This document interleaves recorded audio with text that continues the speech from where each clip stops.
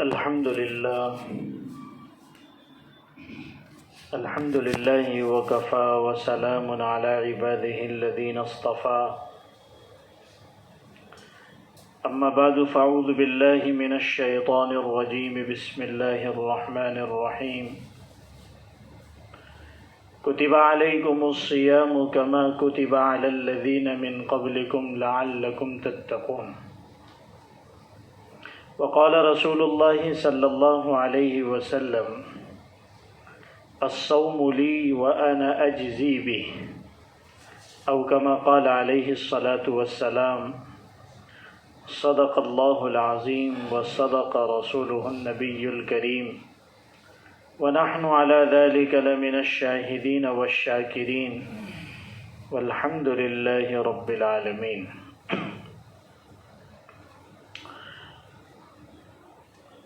رمضان المبارک کا رحمتوں اور مغفرتوں اور برکتوں والا مہینہ اللہ نے اپنے فضل سے عطا فرمایا ہے۔ یہ مہینہ در حقیقت عبادت کا مہینہ ہے، بندوں کو عبادت گزار بنانے والا مہینہ ہے۔ اگر بندے اللہ کی رحمت کو حاصل کر لیں، اللہ کی مغفرت حاصل کر لیں، تو وہ اللہ کے محبوب بن سکتے ہیں۔ چنانچہ حدیث پاک میں آتا ہے کہ اس مہینے کے 3 حصے ہیں۔ پہلا عشرہ رحمت کا ہے، دوسرا عشرہ یعنی 10 دن اللہ کی بخششوں اور مغفرتوں کا ہے، اور ان 2 عشروں کے بعد تیسرا عشرہ جہنم سے آزادی اور خلاصی کا ہے۔ گویا 2 عشروں میں بندہ عبادتیں کر کے اس لائق بن جاتا ہے کہ وہ جہنم سے آزاد کر دیا جاتا ہے۔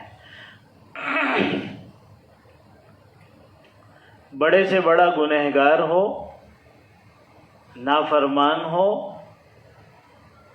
اگر وہ اس رمضان میں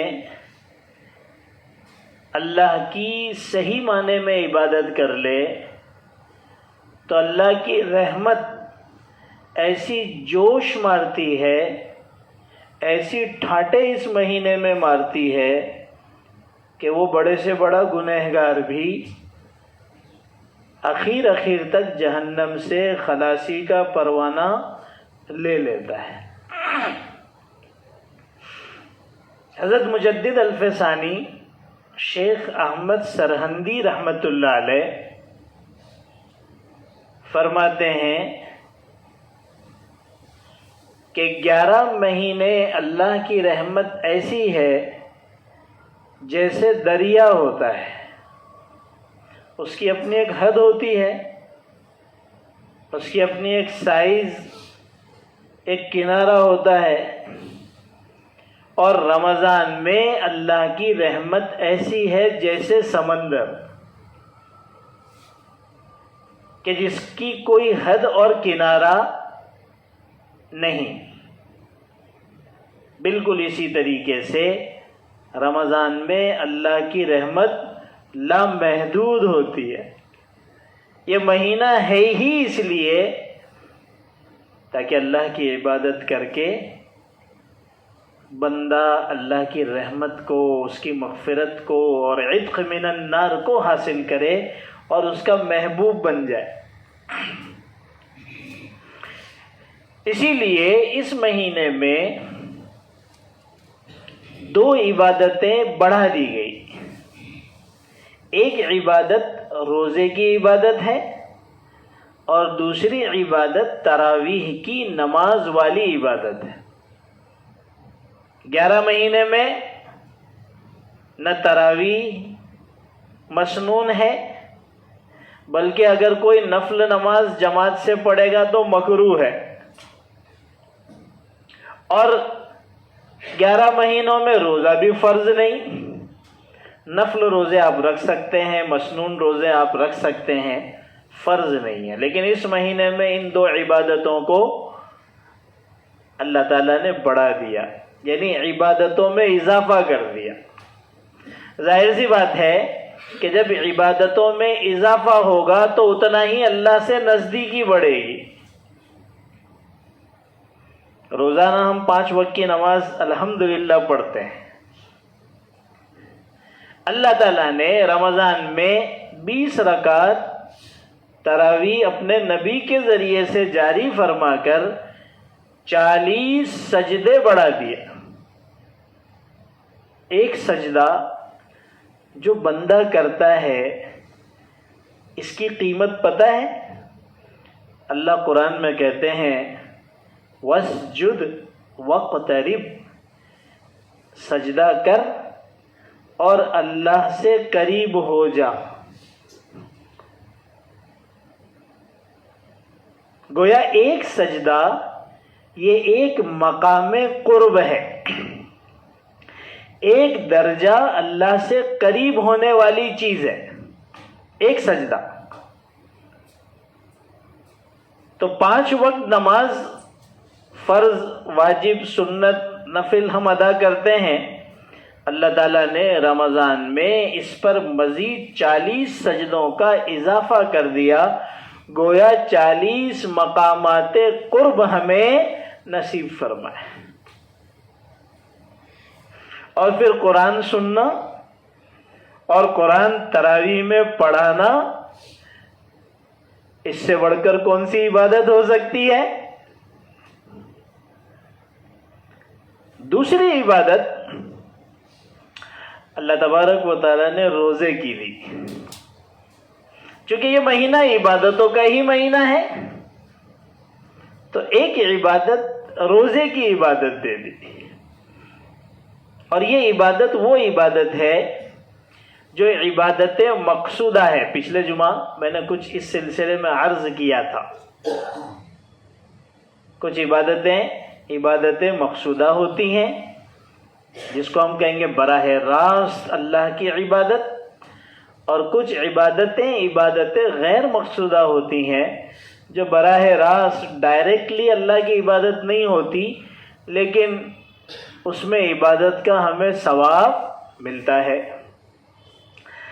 نماز ہے، روزہ ہے، زکوٰۃ ہے، حج ہے، قرآن کریم کی تلاوت ہے، اللہ کا ذکر ہے، یہ سب عبادات مقصودہ ہے۔ تو اللہ تعالیٰ نے ایک عبادت اس میں اضافہ کر دیا، روزے کی، کہ روزہ رکھو۔ گویا یہ عبادتوں سے گھرا ہوا مہینہ ہے، دن بھر روزہ عبادت، اس کے بیچ میں 5 وقت کی نمازیں عبادت، رات میں عشاء کے بعد 20 رکعت تراویح عبادت، پورا دن عبادتوں سے گھرا ہے، اور بندہ پیدا ہی ہوا ہے عبادت کے لیے۔ لیکن بہت سے لوگوں کو اس پر اشکال ہوتا ہے کہ بھئی انسان کو عبادت کے لیے اللہ نے کیوں پیدا کیا؟ عبادت کے لیے تو فرشتے بہت تھے، ان کا تو کام ہی عبادت کرنا ہے۔ اللہ نے جیسا کہا ویسا کرنا، یہی عبادت اور بندگی ہے، یہی عبادت اور بندگی ہے۔ لا تعداد فرشتے لاکھوں اور کروڑوں سال سے اللہ کی عبادت میں ایسے لگے ہوئے ہیں کہ پلک جھپکنے کے برابر نافرمانی نہیں ہے۔ چنانچہ حدیث پاک میں آتا ہے ایک بڑی تعداد فرشتوں کی ایسی ہے جو اللہ کے سامنے قیام کی حالت میں کھڑی ہے، وہ جب سے پیدا کیے گئے، جس کی ابتدا کسی کو معلوم نہیں، وہ اللہ کے سامنے قیام میں ہی کھڑے ہیں، بہت سارے رکوع میں ہیں، بہت سے سجدے میں ہیں، بہت ساری دوسری عبادتوں میں ہیں، ذکر میں ہیں، اور اللہ تبارک و تعالیٰ کا نام لے رہے ہیں اور اللہ کی دوسرے خدمتوں میں لگے ہوئے ہیں۔ تو جب اتنے سارے فرشتے عبادت کرنے کے لیے ہیں تو یہ تھوڑے سے انسان کو بھی عبادت کے لیے بنا دیا تو فائدہ کیا ہے؟ بظاہر مقصد سمجھ میں نہیں آ رہا۔ تو بات دراصل یہ ہے کہ فرشتوں کی عبادتوں میں اور انسانوں کی عبادتوں میں بہت بڑا فرق ہے، اور اس فرق کو نہ سمجھنے کی وجہ سے یہ سوال ذہن میں آ سکتا ہے۔ ایک ایمان والے کے تو ذہن میں سوال آنا ہی نہیں چاہیے، بھئی اللہ نے ہم کو عبادت کے لیے پیدا کیا، وہ پیدا کرنے والا خالق ہے، اس نے جس مقصد کے لیے کیا ہے اور جو کہا ہے وہ کرنا ہے۔ لیکن چلو دماغ میں سوال آ سکتا ہے، تو اس کا جواب یہ ہے کہ فرشتوں کی عبادتوں میں اور انسان کی عبادتوں میں زمین آسمان کا فرق ہے۔ فرشتوں میں اللہ کی عبادت کے علاوہ دوسری کسی چیز کا جذبہ ہی نہیں ہے، ان میں اس کے خلاف کرنے کی طاقت ہی نہیں ہے، وہ عبادت پر مجبور ہیں۔ اللہ تعالیٰ نے ان میں صرف فرما برداری والی ہی کیفیت رکھی ہے، نافرمانی کی کیفیت ہی نہیں ہے۔ وہ چاہ کر بھی خدا کی نافرمانی نہیں کر سکتا۔ اگر کوئی فرشتہ مثال کے طور پر قیام کی حالت میں ہے، وہ چاہے کہ میں رکوع میں چلے جاؤں، یعنی عبادت کی دوسری شکل میں، وہ بھی نہیں کر سکتا۔ رکوع والا سجدے میں نہیں جا سکتا جب تک اللہ کا حکم نہ ہو، وہ کروڑوں سال سے سجدے میں ہی ہے تو سجدے میں ہی ہے۔ تو فرشتوں میں اللہ تعالیٰ کی نافرمانی کی صفت ہے ہی نہیں، جذبہ ہے ہی نہیں، صلاحیت ہے ہی نہیں۔ اسی وجہ سے ان کی عبادتوں پر کوئی اجر و ثواب بھی نہیں ہے۔ ایسا نہیں ہے کہ 10 کروڑ سال سے فرشتہ رکوع میں ہی ہے، نافرمانی اس نے نہیں کیا اس لیے اس کو جنت الفردوس ملے گی، ایسا نہیں ہے۔ اس کے اس عمل پر، اس کی ان عبادتوں پر کوئی اجر و ثواب نہیں ہے۔ جیسے انسان جب تک مرا نہیں ہے، اس سے پہلے والے عمل پر تو اجر و ثواب ہے، لیکن ایک مرتبہ وہ مر گیا تو ویسے تو عمل کا دروازہ بند ہو جاتا ہے، لیکن اگر اللہ کی طرف سے کسی کو عمل کی چھوٹ مل جائے، گنجائش مل جائے کہ ٹھیک ہے تم عمل کرو، تو مرنے کے بعد والے عمل پر اس کو ایک اجر اور ایک ثواب نہیں ملے گا۔ کیوں؟ اس لیے کہ عمل پر ثواب کا مقام موت سے پہلے دنیا ہے، موت کے بعد آخرت عمل پر ثواب حاصل کرنے کی جگہ نہیں ہے، وہ موقع نہیں ہے۔ چنانچہ کتابوں میں لکھا ہے، ایک بزرگ تھے، عبادت گزار تھے، قرآن سے خاص تعلق تھا، اکثر اوقات قرآن شریف کی تلاوت، اس میں غور و تدبر، اس میں ان کا وقت گزرتا تھا۔ ہم نے بھی ایسے بزرگوں کو دیکھا ہے اپنے اساتذہ میں کہ ان کا قرآن سے بڑا تعلق، تہجد میں قرآن، فجر سے پہلے بچوں کو پڑھا رہے ہیں قرآن، فجر کے بعد چہل قدمی ہو رہی ہے تو اس میں 10 بچے ان کے ساتھ قرآن، درسگاہوں میں قرآن، مغرب بعد قرآن، عشاء بعد قرآن۔ اس حد تک ان کا قرآن کا شغف تھا کہ ہزاروں کی تعداد میں ان کے قرآن کے شاگرد ہوں گے۔ انہوں نے بعد میں جا کر بچیوں تک کو تجوید اور قرات کا علم سکھانا شروع کیا کہ بھئی یہ علم جو ہے قرآن کا وہ بچیوں میں بھی آنا چاہیے۔ حضرت عائشہ بہت بڑی قرآن کی عالمہ تھی، دوسرے حضرات صحابیات بڑے بڑے عالمہ قرآن کے گزرے ہیں، تو ہماری بچیوں میں یہ علم کیوں نہ ہو؟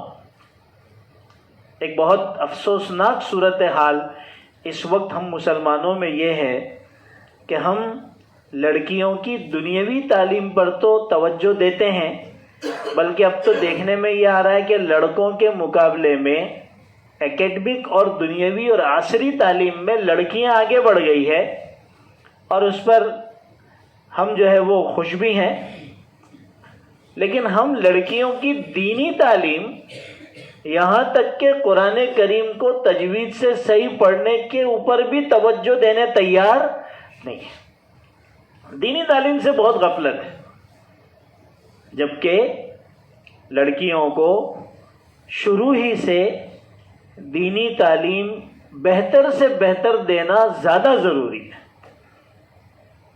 وہی بچوں کی پہلی درسگاہ ہوتی ہے، اس کی دینی تعلیم، اس کی دینی تربیت بہت دینے کی ضرورت ہے۔ تو ہم نے بھی بہت سے ایسے اللہ والوں کو دیکھا کہ جن کا قرآن سے بہت تعلق تھا، تو بہرحال انہوں نے اللہ تعالیٰ سے دعا کی کہ اللہ میرا بھی جب وقت آئے گا تو میں بھی دنیا سے چلا جاؤں گا، دنیا میں قرآن کے بغیر رہ نہیں سکتا، اے اللہ مرنے کے بعد بھی میں قرآن کے بغیر نہیں رہ پاؤں گا۔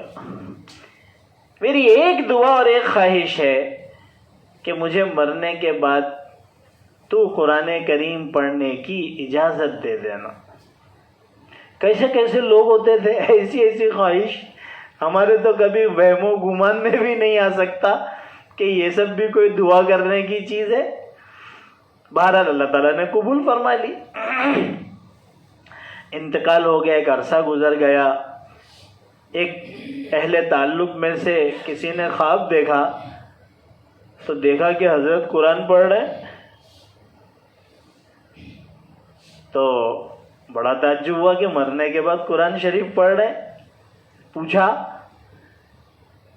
کہ آپ مرنے کے بعد قرآن شریف پڑھ رہے؟ مرنے کے بعد تو کوئی عمل کرتا نہیں، یا تو خواب میں دیکھا یا شاید قبر اس پر منکشف ہوئی تو دیکھا کہ قرآن پڑھ رہے ہیں۔ انہوں نے جواب یہ دیا کہ اب تک میں 70,000 قرآن مرنے کے بعد پڑھ چکا ہوں۔ کتنے قرآن؟ 70,000 قرآن۔ تو اس کو بڑا رشک آیا، ارے واہ، آپ کا میٹر تو مرنے سے پہلے بھی چالو تھا اور مرنے کے بعد بھی چالو ہے، اب تو بڑے خوش نصیب ہیں۔ تو انہوں نے کہا کہ میرے مرنے کے بعد 70,000 قرآن پر ایک نیکی اور ایک اجر نہیں ہے، اس لیے کہ عمل کا جو وقت ہے وہ مرنے سے پہلے ہے، اس پر اجر و ثواب ہے، مرنے کے بعد کچھ بھی نہیں ہے۔ یہ تو اللہ تعالیٰ نے میری خواہش کو اور تمنا کو پورا کر دیا، اجر و ثواب کچھ نہیں ہے۔ یہی حال فرشتوں کی عبادتوں کا ہے کہ وہ لاکھوں سال، کروڑوں سال، اربوں سال، کھربوں سال اللہ کی عبادت کرے، ایک اجر نہیں ہے۔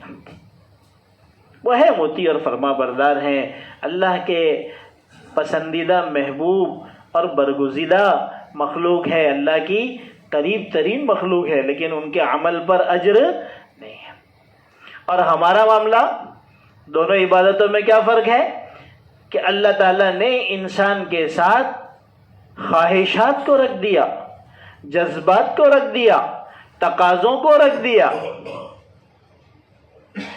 اس کے سامنے جائز اور ناجائز چیزیں رکھ دی، ناجائز اور جائز طریقے رکھ دیے، حلال کمائی بھی رکھی، حرام کمائی بھی رکھی، جائز ذرائع بھی رکھے، ناجائز ذرائع بھی رکھے۔ اب اس میں دونوں چیزیں کرنے کی صلاحیت ہے بیک وقت۔ وہ حرام بھی کما سکتا ہے، حلال بھی کما سکتا ہے، وہ حلال بھی کھا سکتا ہے، حرام بھی کھا سکتا ہے، وہ حلال جگہ پر اپنی شہوت کو پورا کر سکتا ہے اور حرام جگہ پہ بھی جا سکتا ہے، اس کو پوری چھوٹ دے دی. یہ مجبور نہیں ہے، یہ مختار ہے، اس کو اختیار دیا گیا. اب اگر یہ حرام سے بچتا ہے، حرام کمانے سے بچتا ہے، حرام کھانے سے بچتا ہے، حرام جگہ پر اپنی نظر ڈالنے سے بچتا ہے، حرام بولنے سے بچتا ہے، حرام حرکتوں سے بچتا ہے اور حلال اختیار کرتا ہے، تو اللہ کے یہاں پر اس کی قدر ہے اور اس کا یہ عمل اجر و ثواب والا ہے. کیونکہ یہ تو حرام بھی کر سکتا تھا. آج دنیا حلال چھوڑ کر حرام میں مبتلا ہے. کیوں؟ اس لیے کہ اللہ نے اس کے اندر وہ صفت رکھی ہے، اس نے اس کو آگے بڑھایا، اس کو ترجیح دی، تو وہ حرام میں لگا ہوا ہے. اور آج کی تاریخ میں حلال کے مقابلے میں حرام زیادہ آسان ہو گیا ہے. اب ایسے میں ایک آدمی اپنے آپ کو حرام سے بچاتا ہے اور اللہ کے خوف اور اس کے عظمت کے استحضار سے بچاتا ہے کہ اللہ مجھے دیکھ رہے ہیں. تو اللہ تبارک و تعالیٰ کے نزدیک یہ جو جذبہ ہے جس کی وجہ سے وہ اپنے آپ کو حرام سے بچا رہا ہے، یہ بہت قابل قدر ہے. اس پر اللہ اس کو اجر دیں گے. ارے بھائی، کس کا دل چاہتا ہے رات کو تراویح میں 20 رکعت کھڑے رہ کر امام صاحب کی وہ قرات سننا جس میں سمجھ میں کچھ بھی نہیں آ رہا ہے؟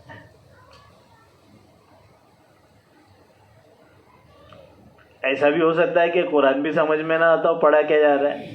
معانی اور مطالب تو 99.5 کو سمجھ میں ہے، لیکن سب کھڑے ہیں کیونکہ اللہ کا حکم، اللہ اس سے راضی ہوتا ہے. یہ مہینہ ایسا ہے کہ اس مہینے میں بڑے سے بڑا گنہگار فاسق و فاجر بھی گناہ کرتے ہوئے ڈرتا ہے. ماحول ایسا بنا ہوا ہے. یہ چیز جو اس کے دل میں پیدا ہوئی اس مہینے کی برکت سے اور اس مہینے کے ماحول سے، یہی چیز اللہ بندوں میں پیدا کروانا چاہتے ہیں سال بھر، کہ اس کے دل میں میرا تقوی آ جائے، میرا خوف آ جائے، میرا ڈر آ جائے، میری پکڑ کا استحضار اور فکر پیدا ہو جائے، میرے مواخذے کے بارے میں یہ فکر مند ہو جائے کہ میں یہ کام کر رہا ہوں، کل اللہ کے یہاں پر اس پر سوال ہوگا اور پوچھ ہوگی اور میری پکڑ ہوگی. جس بندے کے دل میں یہ کیفیت پیدا ہو گئی، اب اس کے لیے خدا کی نافرمانی کرنا اور خدا کے کسی بھی حکم کو توڑنا بہت مشکل ہو جاتا ہے. اسی کو اللہ تعالیٰ نے قرآن میں فرمایا، وَأَمَّا مَنْ خَافَ مَقَامَ رَبِّهِ وَنَهَى النَّفْسَ عَنِ الْهَوَىٰ فَإِنَّ الْجَنَّةَ هِيَ الْمَأْوَىٰ، کہ جنت کا جو راستہ ہے وہ اللہ کے تقوی کے ذریعے جاتا ہے. بغیر اللہ کے تقوی کے کوئی انسان جنت تک پہنچ نہیں سکتا.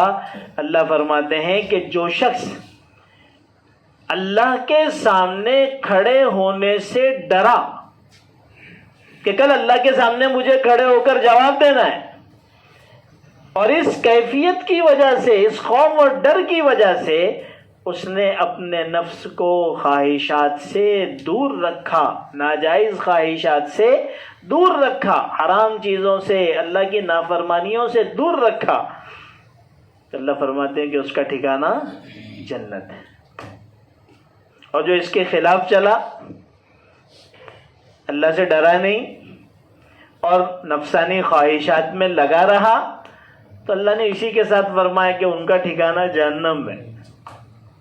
دونوں چیزوں کو اللہ نے ایک ہی جگہ پر بیان کر دیا ہے.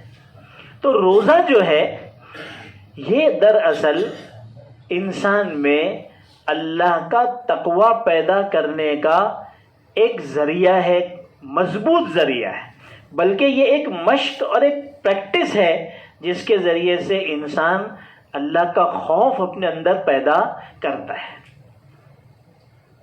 کیسے؟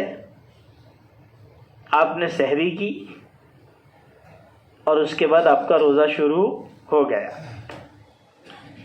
گرمی کا موسم ہے, آپ تھوڑا چلے پھرے, کچھ کام کاج کیا, اس کے بعد آپ کو پیاس لگنا شروع ہو گئی, بھوک لگنا شروع ہو گئی.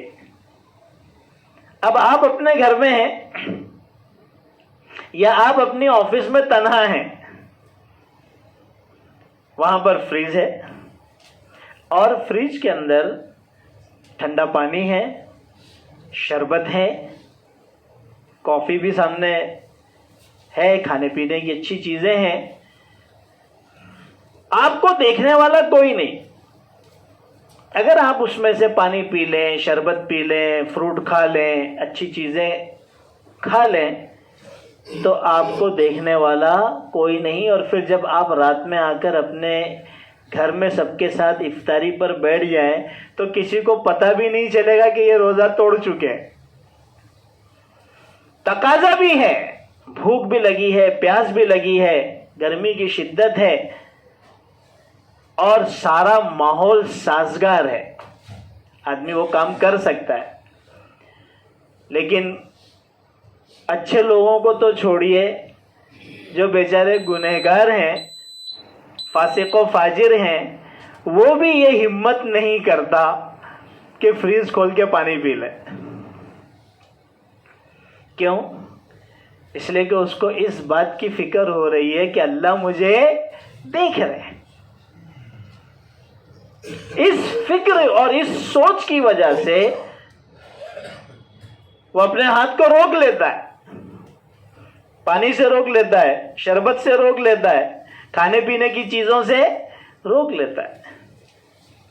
یہ جو فکر ہے, یہی فکر انسان کے 12 مہینے اور دن کے 24 گھنٹے اگر پیدا ہو جائے تو آپ مجھے بتائیے وہ خدا کی کبھی نافرمانی کرے گا؟ تو روزہ جو ہے یہ ایک مشق ہے اور یہ ایک پریکٹس اللہ تعالیٰ کی طرف سے انسان کو کروائی جاتی ہے کہ وہ خدا کی نافرمانی چھوڑ دے اور اس میں وہ صلاحیت پیدا ہو جائے کہ وہ خدا کا خوف اپنے سامنے رکھ کر اپنے آپ کو اس کی نافرمانی سے بچائے. اسی وجہ سے دیکھیے دوسری عبادتیں, نماز بہت بڑی عبادت ہے, دوسری عبادتیں بہت بڑی بڑی ہیں, بڑے اجر و ثواب ہے. کسی پر 10 گنا ہے, کسی پر 70 گنا ہے, کسی پر 100 گنا ہے. صدقہ وغیرہ کے بارے میں 700 گنا آیا ہے.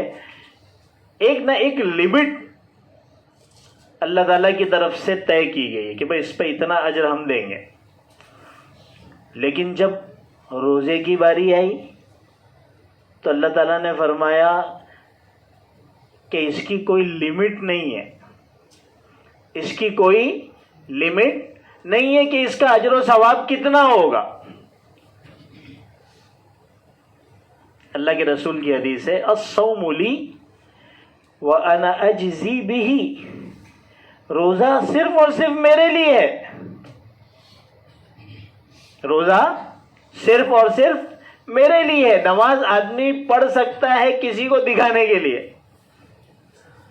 تھوڑی اس نے نماز اچھی کر دی, اب قیام لمبا ہو گیا, رکوع بہت زیادہ سیدھا ہو گیا, سجدے سے اٹھ ہی نہیں رہا ہے اور مستقل نماز پڑھ رہا ہے, اس میں امکان ہے کہ وہ کسی کو دکھائے, ریاکاری کرے.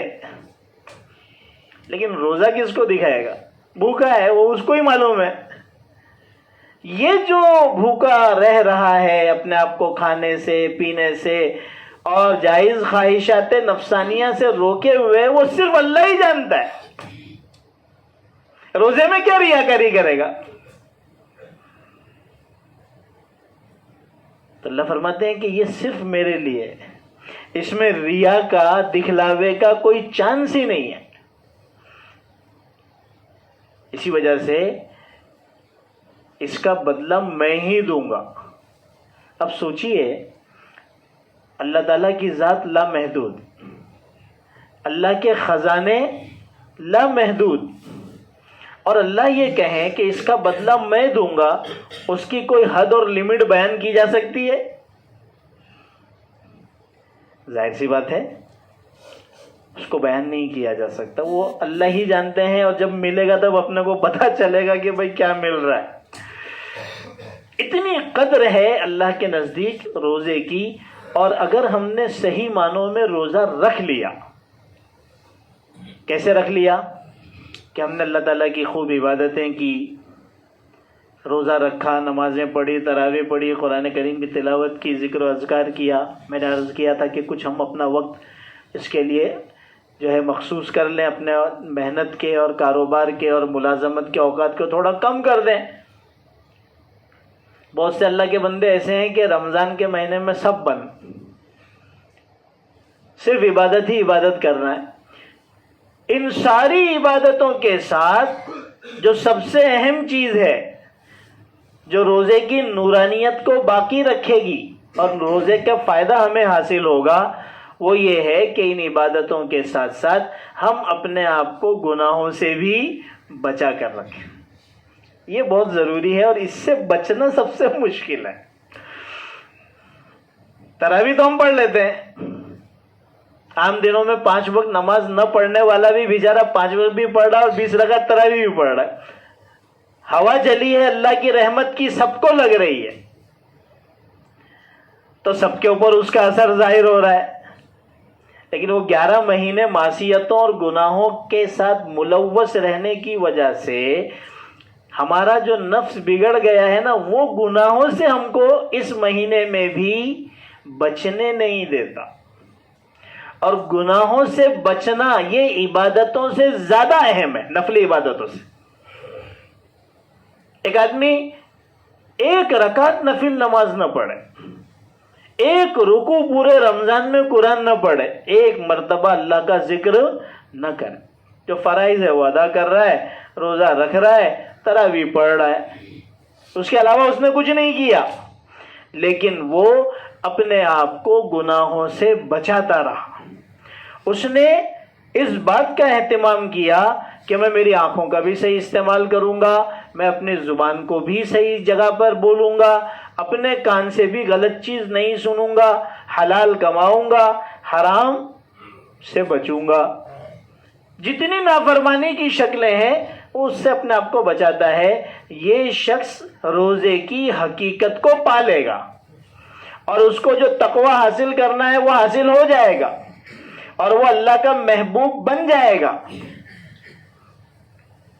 اور اللہ اس کو بدلہ اپنے طور پر دیں گے۔ لیکن یہ ساری نفل عبادتیں ہوتے رہی اور ہم گناہوں میں بھی ملوث رہے، تو پھر یہ روزے کا جو حقیقی فائدہ ہے ہم اس سے محروم رہیں گے۔ اس وجہ سے بہت ضروری ہے کہ اس مہینے میں جو ایک مشق کا مہینہ ہے، ایک پریکٹس کا مہینہ ہے، تقوی اپنی زندگی میں داخل کرنے کا مہینہ ہے، اس مہینے کو ہم عبادتوں کے ساتھ بھی گزاریں اور گناہوں سے بچتے ہوئے بھی گزاریں۔ بزرگوں نے لکھا ہے کہ جس کا رمضان کا مہینہ جیسا گزرتا ہے ویسا ہی اس کا سال بھر گزرتا ہے۔ اگر اس نے رمضان کو صحیح سے گزارا، اس کے 11 مہینے بھی صحیح گزریں گے۔ اگر اس نے رمضان کو صحیح سے نہیں گزارا، وہ بیچارہ 11 مہینہ بھی اسی طریقے سے لفنگوں کی طرح سے گزارتا نکلے گا، تو یہ رمضان کی ناقدری ہو جائے گی۔ حضور اکرم صلی اللہ علیہ وسلم کا حال تو کیا تھا کہ ابھی 2 مہینے باقی ہیں اور رمضان کی تڑپ شروع ہو گئی۔ رجب کا چاند دیکھا تو دعا تو رجب والے چاند کی پڑھ ہی لی، ساتھ ساتھ میں دعا یہ بھی مانگی کہ اللہم بارک لنا فی رجب و شعبان و بلغنا رمضان، اللہ رجب اور شعبان کے مہینے میں برکت عطا فرما اور ہمیں رمضان تک پہنچا۔ یہ رمضان کی تڑپ تھی، یہ رمضان کی قدر تھی، یہ رمضان کی حقیقت کی معرفت تھی، جانتے تھے کہ رمضان کیا ہے، اور اللہ تعالیٰ ہمیں رمضان پہ رمضان دے رہے ہیں تو ہمیں بھی اس کی قدر کرنے کی ضرورت ہے۔ اللہ تعالیٰ ہم سب کو عمل کی توفیق عطا فرمائے۔ وآخر دعوانا الحمد للہ رب العالمین۔